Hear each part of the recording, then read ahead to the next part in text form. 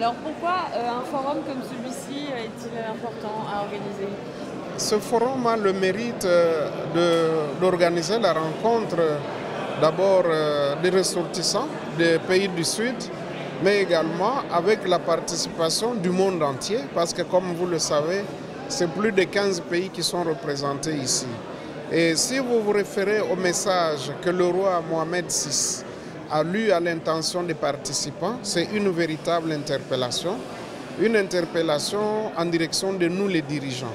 Et moi, en tant que ministre de l'économie de la République démocratique du Congo, parce que comme vous le savez, la République démocratique du Congo, c'est un vaste espace au centre de l'Afrique. Ça fait 2 345 000 km² où il y a plus de 120 millions d'hectares de terres arables et on peut planter sur toutes les saisons.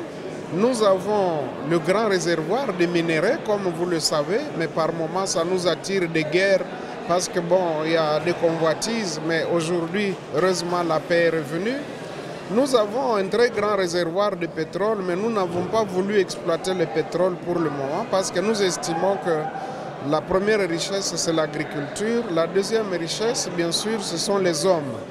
Et nous, avec la population de 80 millions d'habitants, nous sommes maintenant résolus d'échanger avec nos frères africains et particulièrement ceux du Maghreb, le Maroc, la Tunisie et tant d'autres qui ont déjà quand même une avance en matière de technologie.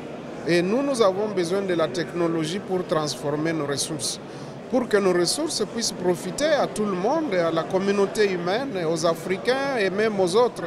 Si vous prenez l'exemple du barrage d'Inga, c'est un barrage qui produit 100 000 mégawatts d'électricité, donc qui peuvent servir pratiquement toute l'Afrique.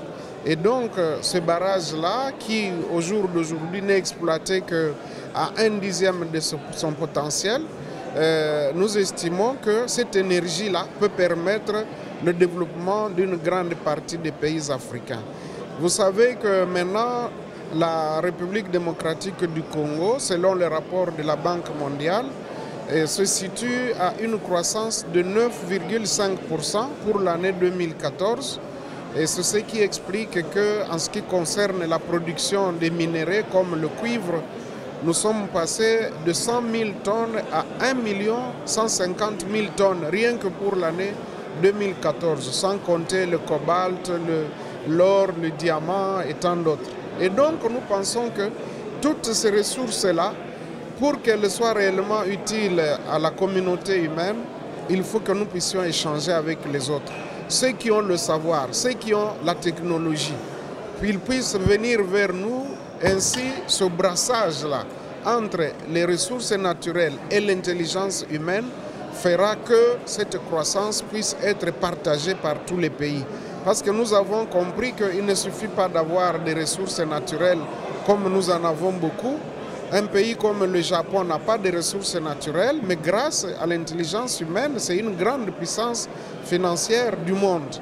Et donc, nous pensons que pour que nos ressources réellement deviennent des richesses réelles, nous avons besoin d'échanger avec l'expérience des autres, la connaissance des métiers, et nous avons mis l'accent maintenant sur l'enseignement technique. Voilà pourquoi le message du roi, lorsqu'il insiste sur la solidarité, c'est là un exemple de solidarité. Il ne faut pas s'enfermer sur ces ressources naturelles et croire que bon, ça nous appartient, on est assis dessus comme une vieille maman qui est assise sur des diamants. Mais puisqu'elle n'en connaît pas la valeur, elle est en train de quémander l'aumône auprès des passants. Donc nous devons franchir ce cap-là et être altruistes. Lorsque nous acceptons de partager avec les autres, automatiquement tout le monde en tire avantage. Nous serons riches, les autres seront riches parce que l'objectif c'est d'améliorer les conditions de vie des populations. Tout dirigeant, qui qu'il soit, doit toujours travailler pour améliorer les conditions de vie des habitants, des populations. Voilà pourquoi à Crans-Montana, aujourd'hui, à Dakhla, une ville touristique, une ville accueillante que nous découvrons aujourd'hui. Nous, on croyait que c'était un point perdu dans le désert, Mais nous voyons qu'ici, il y a la vie et sûrement nous reviendrons pour les vacances pour mieux connaître la population, les habitudes alimentaires. Et vous savez que nous avons beaucoup à échanger, le Maroc a beaucoup à échanger avec la République démocratique du Congo, surtout l'expérience de la pêche, l'agriculture industrielle. Eh bien, je crois que ce forum, c'était une véritable opportunité pour tous.